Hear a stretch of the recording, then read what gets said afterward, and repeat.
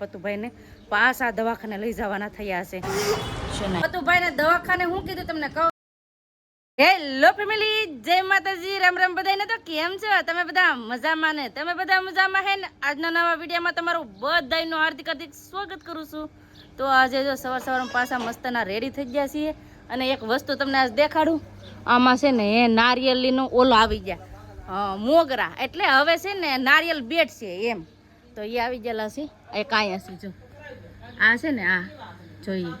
તો હવે છે ને આમાં નારિયેલ બેટ છે એમાં એમ. તો એવી રીતે છે ને ઓલા નીકળ્યા છે કોતળા. અમે તો કોતળા ને એવું બધું કે એક આમાં પણ છે, કાંઈ દેખાતું નથી મને. સંદીપને સવારમાં કહેતા હા, તો એક આમાં પણ છે. તો છે ને બેયમાં નારિયેલ બેઠવાના થયા છે. હવે એમ કહેવાય કે ટૂંક સમયમાં હવે નારિયેલ જોવા મળશે.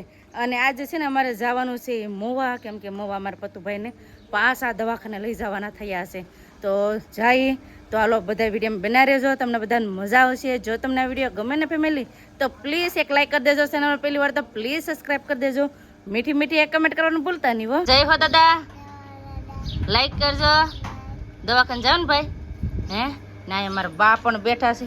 બા જય માતાજી. જય માતાજી. સમજાય મોવા આવું ને તમારે? હા. તો પૂજાબેન ને પણ આવવાનું છે કા?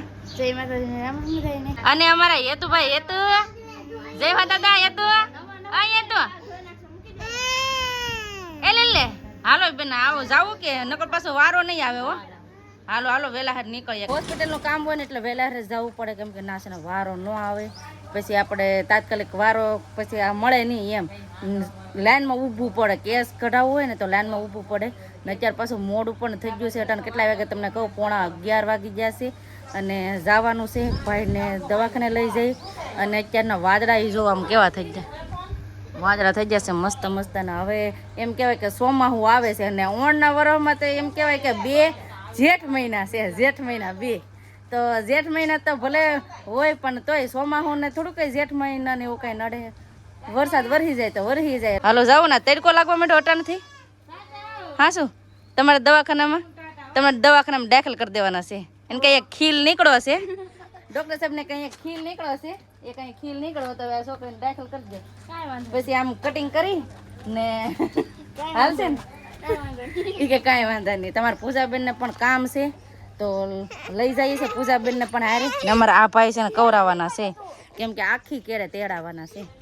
હાલો જાવું ને, બંધી લેવાનું છે. રિક્ષા બંધવી લેવી ને તો જ વેલા હાર પોગાય ને કા, તો ગારો છે. હાલો તો છોકરાને તેડ લઈ ને હવે જાય. બસ સ્ટેન્ડે આવીને પાછા હવે ઊભા રહી ગયા છે. આ બેનો તો બેસી હતા ને જ્યાં ખુરશી મળી જાય કે આવા છે ને ઓલા મૂકેલા છે તેને માથે બેસી જાય. બોલ પતું શું છે? હે શું લાવતું કે લેન થૂકણ આવે પોદલાની વેસા કે પોદલાની વેસા આવે હોલ પરસેન્ટથી. તો બેન આવી ઊભા છે, કેમ કે રિક્ષા મળતી નથી એટલે. અને કાંઈ પણ મોવા જવાનું હોય ને એટલે અમારે બે બેનને જવાનું હોય. દવાખાનાનું કામ હોય, ખરીદી હોય, ગમે એ હોય ને તો બે બેનને જવાનું હોય. કેમ કે છે ને જેન્ટ્સ લોકોને બધું કામ હોય, એનું કામે હોય તો એની રજા ન પડાવીએ ને કામે પણ બંધ ન કરાવીએ. અમે અમારી રીતે અમે દવાખાને જઈ આવીએ. ગમે તે બેન પ્રેગ્નેન્ટ હતા ને તોય પણ અમે બે બેનો જ જતા એટલે બતાવીએ. એટલે કાંઈ ઉપાધિને અમારે છે ને અમારા ગામથી મોવા છે ને કાંઈક 7 કિલોમીટર રાખવું છે એટલે રિક્ષામાં જવાનું હોય. હવે રિક્ષા મળી ગઈ છે તો હાલો જઈએ ડાયરેક્ટ મોવા.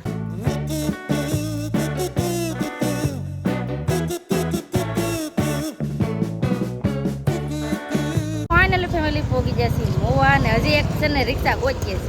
મોવાથી હવે હોસ્પિટલ જવાનું છે. હોસ્પિટલ જવા માટે પાછી રિક્ષા ગોતવાની કા બેન? રિક્ષા પાછી ગોતવાની ને તો કેમ કે હોસ્પિટલ થાય છે અહીંથી આગું એટલે હાલીને જાય ને તો એમ કહેવાય કે હોસ્પિટલને છે ને બપોરે બંધ પણ થઈ જાય. એટલે છે ને ફટાફટ હવે છે ને રિક્ષા ગોત્યા ને બીજી રિક્ષા મળી રહી છે. હું પતો કહેતો હતો મને કોર્ટમાં મૂકી જાય કેમ દવાખાનામાં ન જવું એટલે તો અમે શું લેવા જઈએ? અમે તારા હાટો જઈએ. તારે દવાખાને નથી આવું હે? આપણે છે ને આની સાથે હા તો ઉતારી ભગાઈ દઈએ. આને છે ને અમારે દવાખાને નથી આવવું. એ કંઈક મને કોર્ટમાં મૂકી જાય છે. હવે એને પટાવીને દવાખાને લઈ જવા જોઈએ. શું કે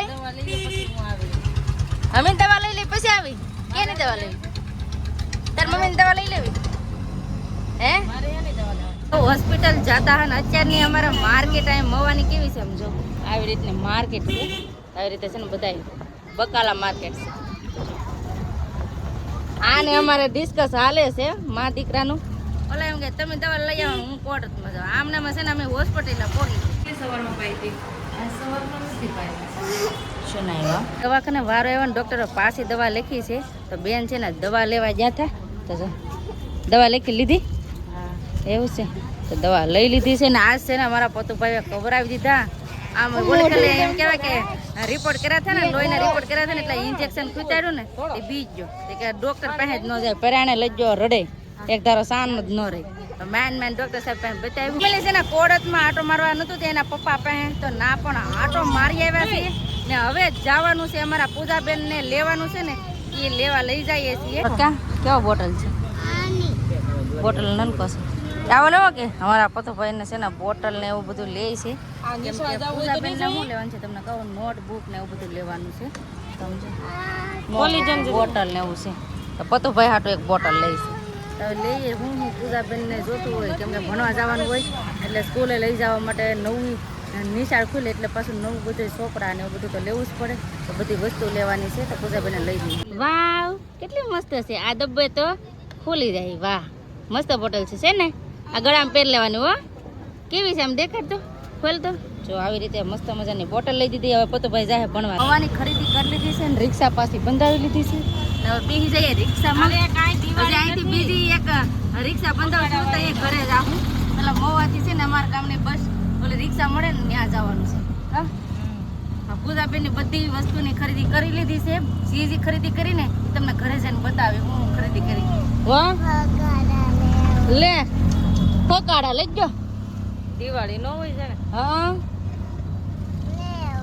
અટન ફકાડા ને મળતા એને ફટાકડા લેવા છે. આ રિક્ષામાંથી વિતરા હવે ઓલી રિક્ષામાં બેહવાનું છે તો ફટાફટ હવે બેસી જાય. રિક્ષા મળી ગઈ ને તો હવે ડાયરેક્ટ જઈએ હવે ઘરે કેમ કે તડકો પણ બહુ છે અને અમારા પતુભાઈ પણ કવર આવી ગયા. કે પતુ તડકો લાગે ભાઈ લાગે ને આખી કેડે તેડાયો આજ તો આખી કેડે તેડાયો તો હાલો ફટાફટ બી જાય રિક્ષામાં ને જાય ઘરે. એટલે મહુવાથી આવી ગયા અમારા ગામમાં તો ગામમાં આવ્યા ને તો અત્યારે તડકો બહુ હશે તો મારા પતુભાઈ કે અમારે સિકંજી પીવી કા પતું સિકંજી પીવું જ ને તો અત્યારે અહીંયા ઊભા રહી ગયા છીએ.